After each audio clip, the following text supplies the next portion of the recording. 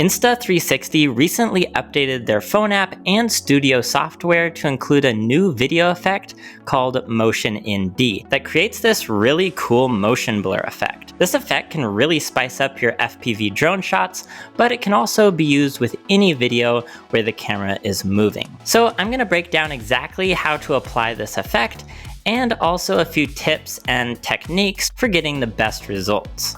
I'm using the Insta360 Ace Pro, but this also works with any other Insta360 camera as well. Set the camera to 4K at 60 FPS or whatever the highest resolution is on your camera. If you can shoot at a higher frame rate like 60 FPS, the end results are going to look better. And I'm setting this camera to action view to get that super wide lens view.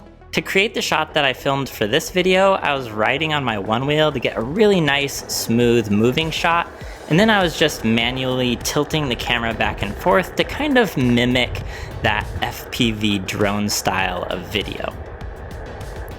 Once you're done filming, open the Insta360 app on your phone and connect to the camera. Then go to Album and tap on the video clip to start editing. If things are moving kind of slowly in your video like they are in mine, you might want to go to speed and select the 2x speed option. I also went to filters and added the outdoor filter to make the colors more punchy. Now to add the motion blur effect, go to Motion in D and switch it to on.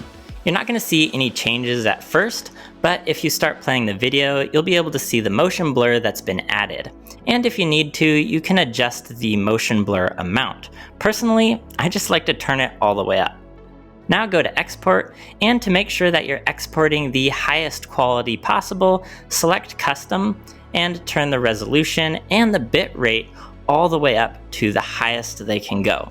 With the Insta360 Ace Pro, this is 4K at 125 megabits per second. Now go ahead and hit Export. So here's what the footage looked like before editing, and here it is after.